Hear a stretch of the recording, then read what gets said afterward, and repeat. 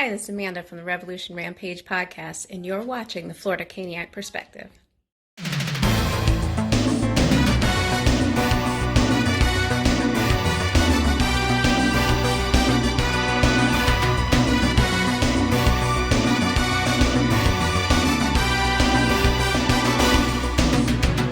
Hello and welcome to the Florida Caniac Perspective. I am the Florida Caniac. These are definitely different times for sure with the world the way it is right now with everything going on. Hockey stopped and just about every other sport stopped as well, and practically the whole world. Everybody hopefully is safe at home and being able to enjoy their times with their friends and loved ones for sure during this interesting situation. Even though there's not really a true updated hockey newsstand to really be talking about right now, we are going to be talking about our beloved Carolina Hurricanes and what to hopefully look forward to as we hope for the season to progress down the road. So this episode is going to be quite different than our usual episode of the Florida Caniac Perspective. We're pretty much going to be live via Zoom with another co-host in this way. With everything going on, we're kind of doing this a little bit sideways per se. So without further ado, I bring on the Revolution, Rampage that is, and the editor of Cardiac Cane, Mr. Omar. How are you doing today, sir? Well as can be with this hiatus. Hockey hasn't been around for a little over a month now, and we're all feeling it. But it's more important to stay safe and stay healthy in these times and try to flatten the curve, as they say, and hopefully we'll get through this time as unscathed as possible, try to save as many lives, man. Yeah, absolutely. With everything going on, it's a little bit of butter that we don't have any hockey going on right now, let alone any sport for those that are just ultimate sports fans or anything really entertaining out there. I mean, it's kind of hard to really get a place to sit and eat at this point with everything going on out there. So anyway, let's get into the good stuff here. So obviously with the Carolina Hurricanes on hiatus with the rest of the NHL, and with some hope with possibly the NHL potentially returning sometime in June. What do you think's going on with these Canes right now? What's your take on that? A lot of different reports about how they might bring it back. I think the most important thing is they're trying to at least get back on TV. Not so much fans in the building as much as it is hockey on TV. And yeah, sure, it sucks to not have people inside the buildings to cheer on, noise and stuff, but it's better than nothing at this point. And for hockey to be the first team back on TV with something new and fresh, I think that'd be a major hit. The plan, I think that's leading the pack of plans, as I would say, is the consolidation in 4 NHL cities, each one hosting the entire division. And I think Raleigh right now is actually one of the big cities mentioned that would host the entire Metro Division. Kudos to the state of North Carolina for at least keeping the cases low enough for them to do that. The only thing that's holding them back right now might be practice ice availability, since right now there's really only 2 semi-decent rinks around them. They haven't finished building new practice facility. If that was up, that'd be a different story. But for now, they might consider branching out to some other ice, including the ice on Fort Bragg and stuff for practice. And let's talk about those practice rinks real quick. And yeah, we all want hockey to come back as soon as possible. Let's face it. I know the facilities have to be proper for that. But in my opinion, looking at, from previous experience and looking for future ice for, upcoming situations, nothing like this, but we'll just call it similar to other situations I've been a part of. I wouldn't rule out the Bojangles Arena for Charlotte. I wouldn't rule out Greenville in the Swamp Rapids area. I really wouldn't rule out a lot of other areas. And as far as other teams practicing on Raleigh ice, if that becomes the host area, why wouldn't they just practice in their own facilities as well? That could still happen. Granted, that'd be a lot of travel and time like that, and it depends on the CBA situation and what the NHL does with that. But I honestly wouldn't rule that out. And that's the thing, is that the problem with practicing in Raleigh ice is it's always going to be used at this point. If you're thinking about almost 2 to 4 games per day at any given time between the whole division to finish out the season, because at this point they're probably just going to focus on inter-division games. They might even add on inter-division games just to close out the season, Right. to give everyone an equal and healthy chance at making the playoffs, per se, at least the bubble teams. And so you're looking at PNC Ice being used at least twice a day for full-fledged NHL games, complete with broadcasting, pre-game, post-game, you name it. And that's going to be tough to do with a lot of traveling. So everyone's going to have to stick local. They want to minimize that traveling. Now, Bojangles is a good idea, but I don't know if there's even ice there anymore right now. It is expensive to maintain ice, so they'd have to recreate ice there, as well as PNC Arena would have to actually be re-iced, as amongst other places. So there is a bit of an expense there. So they might want to minimize how many rinks they use to re-ice that there. Other considerations, of course, is whether or not the players can make it back, because a lot of these players are in Europe and Canada. I mean, even the border between the U.S. and Canada right now is closed. So you're looking at making conditions with governments to move these people and maybe their families and do it safely to these cities. Yeah, that brings up a really good point. And with the borders being closed, and that's not the only country where the borders are closed, as we all know. And I can't even list all the other countries that are dealing with closures or anything like that. We're not even going to get into that. But when it comes to players, to not just in one country from one border to another, but overseas guys as well, like a Nino Niederreiter, who I believe is overseas. That's a huge issue right there. With, is he going to be able to be with his team, and at the same time, are they going to probably be having to call up local AHL players that are still around to fill in some of the gaps? That's still a possibility as well. I know, for example, that Alex Delkovich is in Michigan right now. Joel Edmondson is in Canada. A lot of these guys have gone home. It's going to be difficult, and it's going to take a plan. But even when play does resume, there has to be some sort of training camp. There has to be some sort of level progression. We can't just straight up jump into regular season games. We absolutely cannot jump into playoff games, but if we have to, and I doubt they will, but the teams, of all the teams in the league, the team that will be in the best position to do so would be the Carolina Hurricanes, just because of Rod Brendamore's ability to condition and strengthen this team, along with amazing coaches like strength and conditioning coach Bill Bernstein. Yeah, Bill Burson is one of the greatest strength and conditioning coaches I've ever met, and I've met quite a few myself.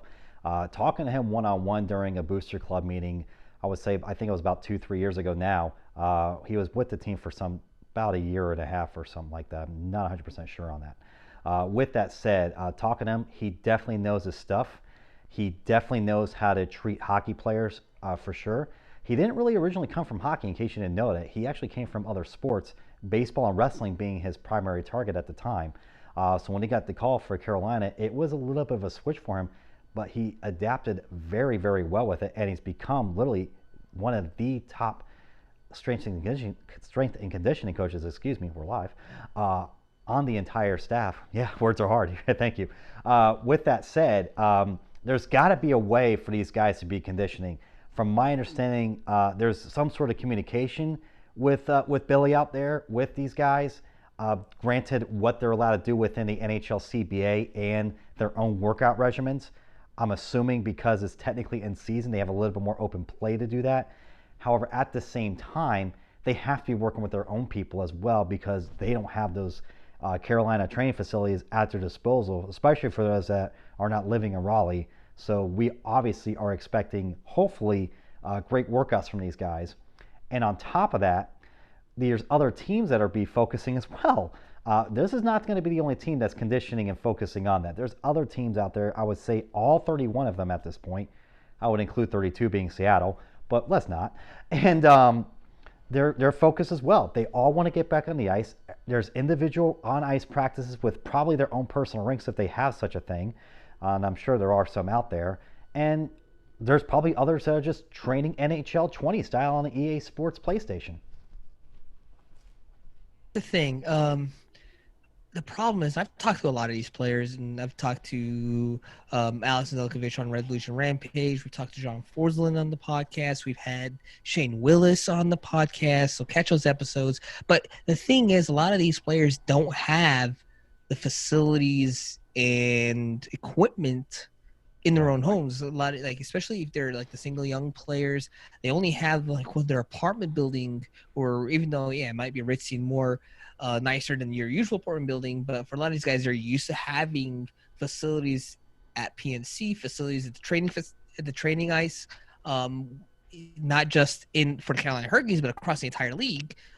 They're now just thrust in the position where a lot of these guys are doing body weights, whatever they can find. They're doing a lot of resistance workouts. So there's only so much you can do. And a lot of people listening right now, watching right now, are like, yeah, I need the gym. And it is what it is. We got to stay safe. But that's the situation we're in. Yeah, absolutely. So, with all this going on, one also makes you wonder, as crazy as it sounds, how are the coaches handling it? And as a coach on a rec league team, yes, I still do a little coaching on the side, thank you. And as a high school coach as well, I'm going stir crazy just trying to be with these guys and getting them on the ice again, just having good old fashioned fun with them. And I'm sure, our coaching staff's thinking the same exact thing. They probably don't want to break. They probably don't like this break unless they really love their wife. That's one thing. But at the same time, they absolutely want to be on the ice with these guys. They absolutely want to get dressed up and get back on the bench with these guys for sure. That chemistry with coach and player, that's very huge. So obviously these guys are still communicating. Absolutely, there have to be communicating for many different reasons, mental health check-ins, stuff like that, making sure everyone's good and ready whenever the ideas come back. Not only that, the players have a say in how we return. It's whatever they agree upon has to be agreed upon by the players themselves, because again, this is their health. If we're rushing into this, people are going to get hurt if they're not ready. So the players are communicating daily between their agents, the coaches, staff, CBA, the NHLPA. Everyone's talking to everyone. Make sure when the league does return, they do so in a manner that is safe for everyone involved. And right now, I know it's going to suck, but that does not involve the fans for a while. You'll get your TV games on, but I don't know how long it'll be before anyone can buy a ticket to a game. We just got to protect everyone. I've seen the arguments on both sides of the aisle, from don't do anything at all to just be responsible. It's like, I get it. People are struggle to be responsible in the best of times. We're not in the best of times, so let's do the right thing. Yeah, absolutely. The family is going to be the most important thing. I'm sure these guys' kids are absolutely enjoying having their fathers around, for sure, with all the time they have. And I'm sure they're going to be passing a lot of skill level to their kids.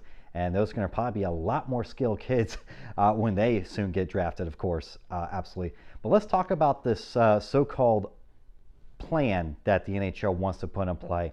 Now, we kind of discussed this earlier in this episode, but from my understanding, it's going to be one rink for each division, which means only 4 rinks are being used for games. You said 2 games a day could potentially happen. I've been hearing 3 games a day just to get the schedule a little caught up, and they're hoping for a playoffs by August. What's your take on that, Omar, and how accurate do you think that is really going to happen when it comes to those dates? It's absolutely feasible. The problem is it healthy for the players? And if to do it right, you're going to have to do it slow, right?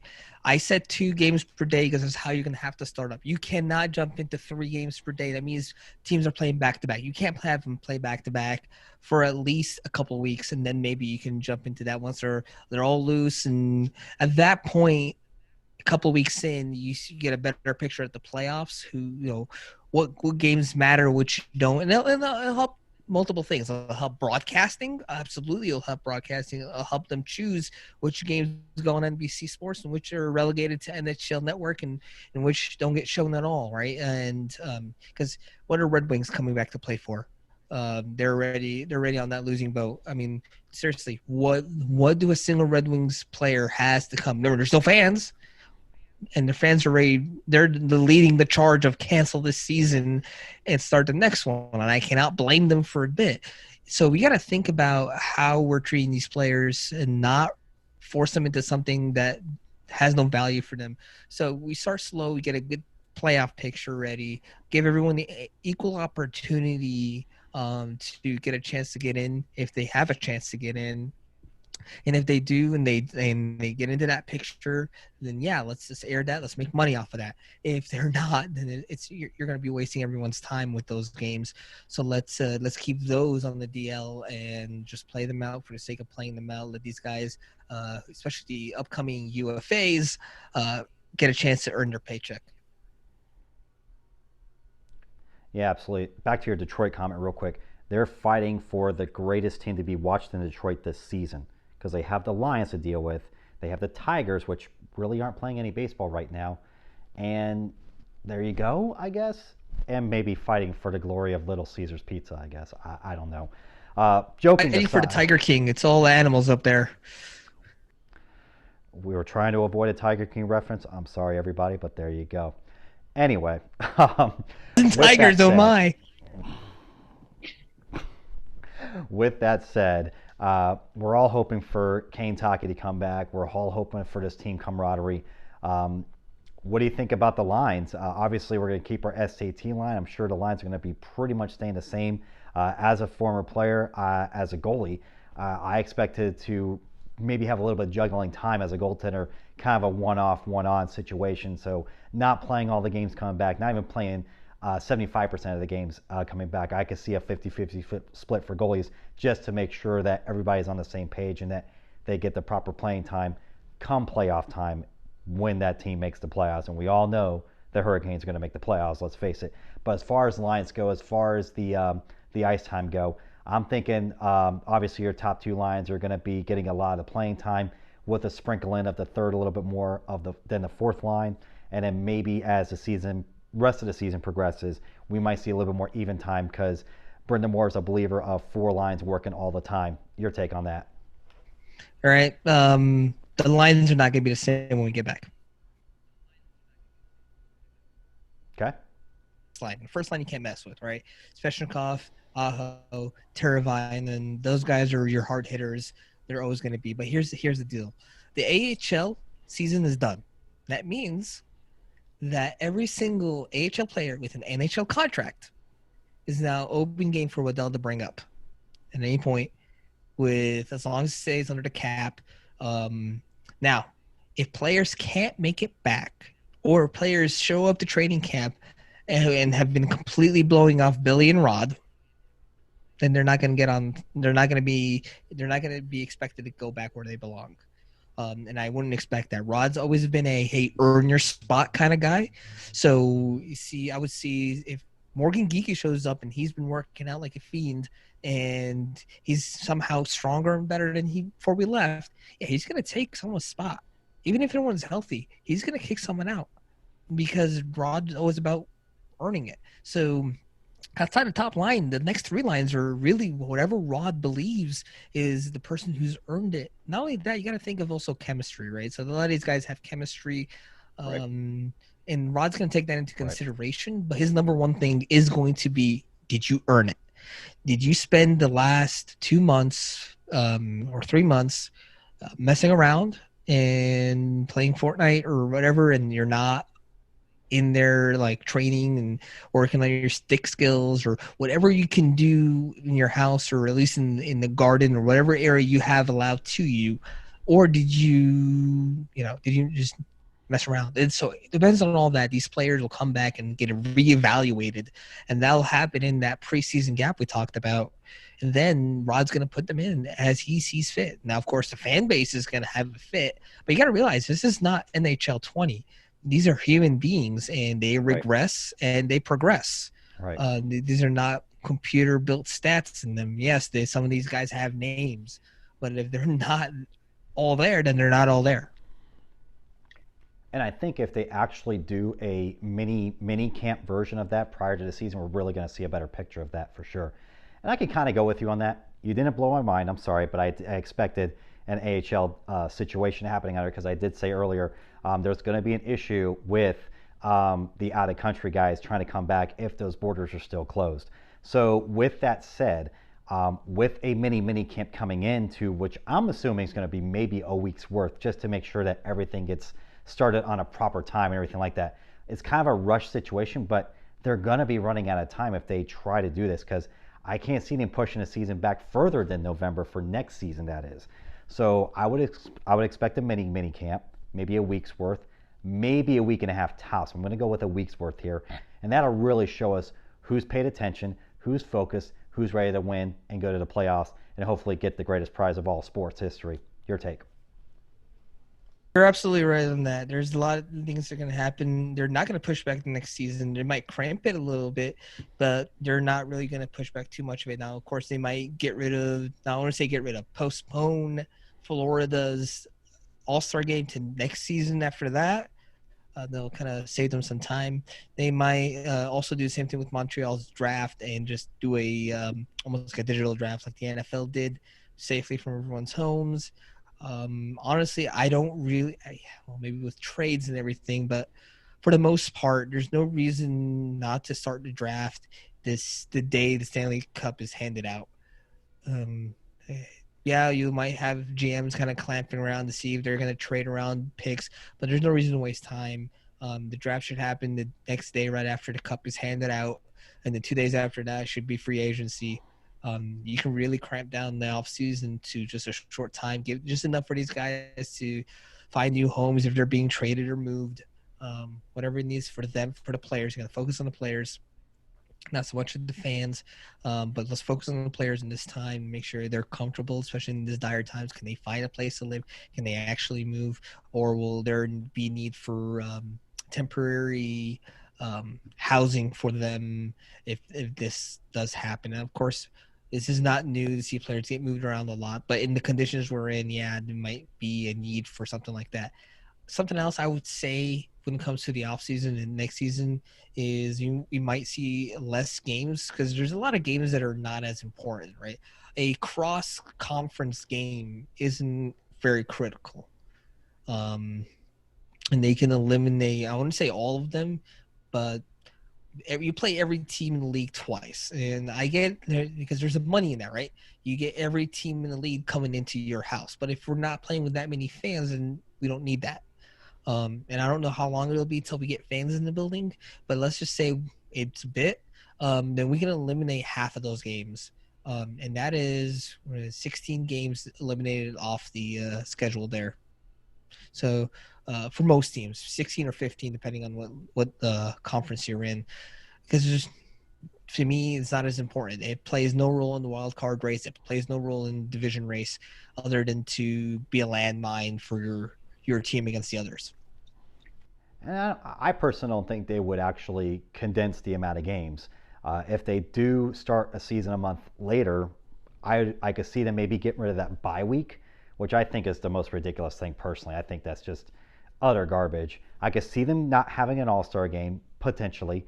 I could see them maybe cramming the schedule a little bit more, so maybe, I wouldn't say more back-to-backs, but a lot of game-off-game days, whereas versus maybe get rid of the three-game rest, even though that might be a little bit tiresome and a little bit stretching the player injury list and all that kind of stuff. But I could see them kind of condensing it to make sure a full 82 games are on. Now, let's say they do condense the season schedule. I could see them maybe eliminating, I would say 10 games, maybe 15 at most. So yeah, that West Coast trip you're talking about could go away, and that East Coast trip for the Western teams could potentially go away if they're really in dire straits on that. Or maybe condense the amount of division games, maybe take one game less away from the Metro, take one game less away from the Atlantic in our Eastern in our personal division's sake, and then maybe just keep the West Coast trip going, because you only play those teams twice a year anyway. Once over there, once over here. That's it with a lot of those Western Conference teams. So there's a lot of factors that they could play on this. So there's different options they could do with this overall. Those are kind of the mainstream ways of doing it. Back to your comment about the draft, though. There is a rumor that they're going to try and still keep the draft going on a regular certain schedule. But the problem with that is, personally for me, is you'll have your playoff team set at a certain time. The problem with that is we don't know who won the cup by then. So the draft order for the final 16 teams could be a major jeopardy and could be a benefit for the favorite team that doesn't win the cup if that does happen. I don't see it happening, but they have been apparently there's rumors out there that spoke about that. Don't like that plan. That's why I'm saying the day after the Stanley Cup is awarded, so that way Right. you get a real look in the numbering of the draft. But you can start the lottery pick the day right after the playoffs are decided. Then you have your lottery teams right there and then. There's no reason to delay anything more than it has to be for any other sake. No, we in the regular times, yeah, because it gave GMs time to make plans, but this is not regular times. We're gonna have to condense some of this stuff, and it might be interesting. You might get a lot of stories out there. You might find out who's really a good GM and who's not. You guys who can make quick decisions, good decisions, and guys who just do the first thing. And I think teams like Carolina are going to be in good shape because not only do we have a great GM in Don Waddell who's able to make these good decisions, but he trusts good guys around him like Tulski and his analysts and all these guys around him. Very intelligent human beings with degrees that I think he's got a degree in chemistry and a degree in math and like all sorts of nonsense. And these are the guys who he's trusting in evaluating players and then saying, hey, this is who you want to draft. This is who you're going to pick up then. This is when you're going to make these trades. And Waddell's trusting these guys and making his decisions based on their advice. And we've seen at least 2 years right now of good results from that.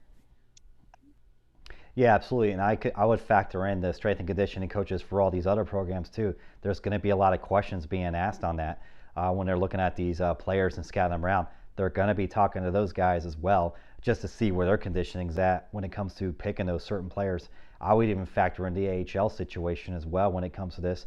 And talking to those guys as well to see if they fit in those programs if they do get drafted, assuming there's going to be a lot of extra room because of the situation of potential border closings and things like that that are still happening at the time. And that brings into another, probably say the final segment of this whole thing, and probably a little early to be talking about it, but next season, absolutely sure here. So with next season, a few factors kind of come into mind here. One of the factors that's kind of bothering me is the Justin Williams situation. We all are kind of, me personally, is expecting to retire after the season. Hopefully that is continuing. Next season's kind of an up in the air situation. My assumption would be he probably doesn't want to up front, but he's going to retire. Absolutely. Another situation I'm thinking about right now is what's this roster going to look like with, let's say, these borders are closed and these AHL players that they called up really perform, like a Morgan Geekie, for example, which has been the most popular example you could possibly imagine. Is a guy like that make the roster much like Warren Fogle did last season, where he made the roster after being called up for a few games and having a very, very productive camp? Are we going to see another one of those guys perform, and are we going to see a whole different roster here for at least the bottom two lines, I'm guessing? Your take. That's going to be interesting here, and I'll tell you why. Let's start with Justin Williams. He might not want to retire. He told people, don't count me out just yet. But here's the thing. He kind of thrives on that a little bit, that uncertainty. He doesn't want anyone to know what he's going to decide. And mostly because he waits to have everything in hand before he makes his decision. It was kind of based on how he came into the season late. But if we win the cup, Justin's going to be like, yep, we're retiring. I'm done. Thank you for my fourth cup.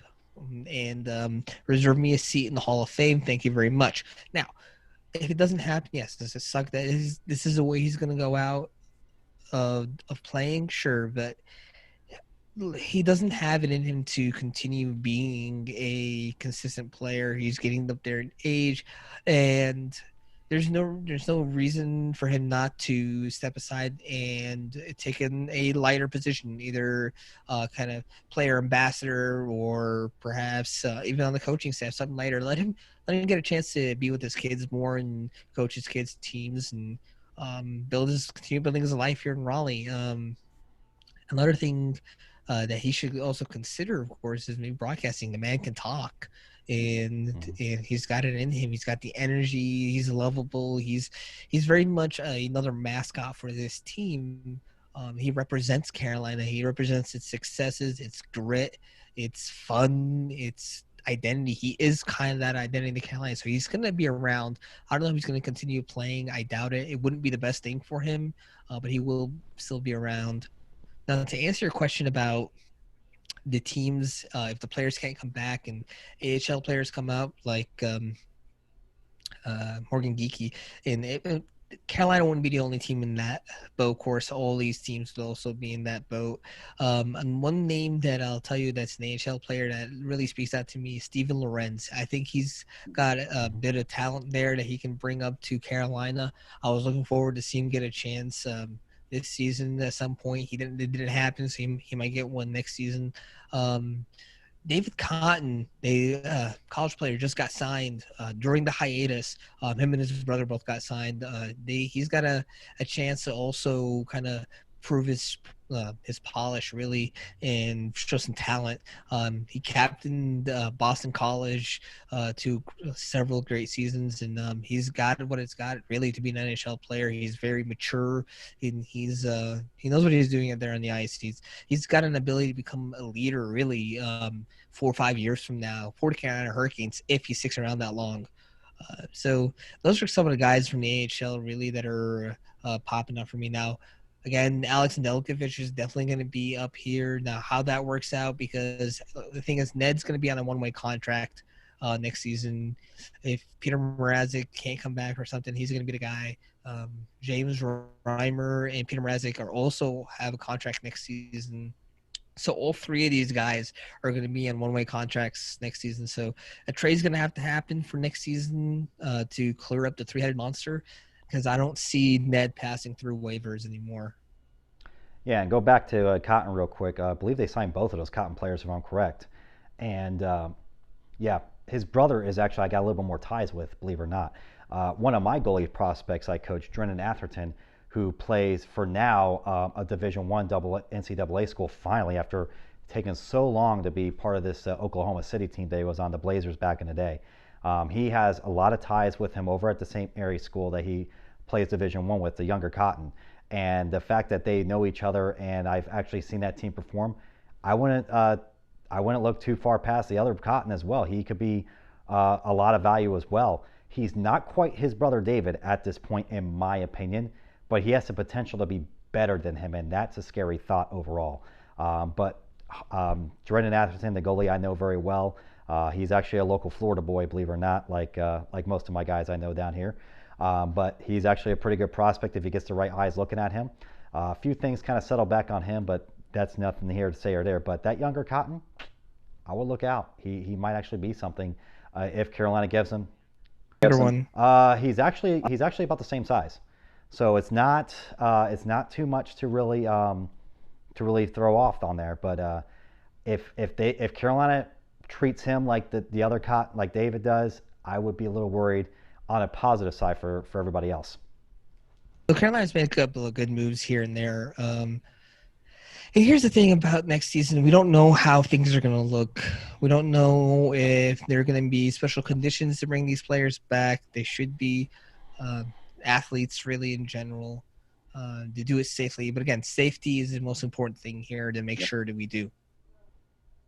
Yeah, and that's 100% correct. And with everything going on, you got to take the right precautions. And as far as next season goes, I wouldn't be surprised if they get rid of most of the preseason games, just to go straight from camp on. Maybe 2 or 3 preseason games, 1 away, 2 home, call it a day, be done with it. Make sure the away game's close enough to the facility so you take away a lot of travel, which would suck for me because the first preseason game for Carolina is always against the Tampa Bay Lightning in Tampa. So that would kind of not be cool with me, but I would live with it as long as the team is healthy and competitive going forward for sure. With that, Omar, any last minute things you want to say? Revolution Rampage, go to Caniac and read our articles. If you go to revolutionrampage.com, you find all our episodes there, all our content. There's even a link to our Patreon. On the Patreon, we have a bunch of cool stuff. We got cool stickers that we make. Check out this Geeky Squad sticker. Isn't that sweet? And then we got some special artwork stickers that we make. Here's the Doug Hug sticker. We also have this design on a T-shirt. So it's unique stuff. You don't see it very often that we do. And we don't profit off of any of it. It's really just to support what we do. We still operate at a loss, but that's okay because it's all about bringing the Canes to the Caniacs. And we have great interviews with some of the best players really on the team. Hopefully we'll keep growing, and hopefully we need to send you some of these stickers, and you can send us some of the Florida Caniac stickers that look cool. So yeah, we look forward to that. Yeah, absolutely. So as you plug your stuff by having to show your stuff, I'm going to show some actual graphics on my side. So Florida Caniac, you know, you guys all know, seen the stickers and everything like that. I obviously have Florida Caniac shirts to sell as well. I also don't make a profit off them, and I just started doing hats and actually laptop backpacks are now available on the website somehow. But I took it. I'm like, sure, why not? So those are some great things. So check out the store. The link's going to be in the description, as well as the Revolution Rampage description links as well, so you guys can check all that stuff out. Definitely take a subscription to both of our YouTube channels. Definitely check them out. A lot of cool content out there. If you want true hurricane perspectives, not what the media gives you. So keep that in mind. And actually, for the owner of this very background that you see back here, congratulations, you got yourself a free Florida Caniac t-shirt. Please private message me your information so I can make sure I get that delivered promptly. Yes, the Postal Service still works out here and everywhere else because they got a job too. With that, Omar. Yeah, absolutely. With that said, I want to personally thank, and I'm sure he's on board with me on this one here, all the nurses, the hospital workers, the police officers, the grocery store workers, and anybody else that actually puts their lives for a measly minimum wage job just to make sure that you guys are living safe and healthy as well. Absolutely, I'm with RJ on this one. Anytime you get a chance to help them, do it. And it's I've seen everything from people making hand sanitizer for them to even if it's just minimizing your trips to the grocery store to minimize contact. Do that. Do as much as you can to help these folks. Give them tips when you can. They're not making much money, and I know money's tight for everyone. But we got to take care of each other because right now no one else will. Well said, man. Well, guys, hope we have hockey coming up a lot sooner than expected here. I know I'm looking forward to it. You're looking forward to it as well. Let's just stay safe and healthy out there, and let's cheer on these guys to come back. And thanks, guys, for watching this very special episode of the Florida Caniac Perspective, along with my boy Omar here at Revolution Rampage. Stay safe, stay healthy, and as always, guys, go Canes!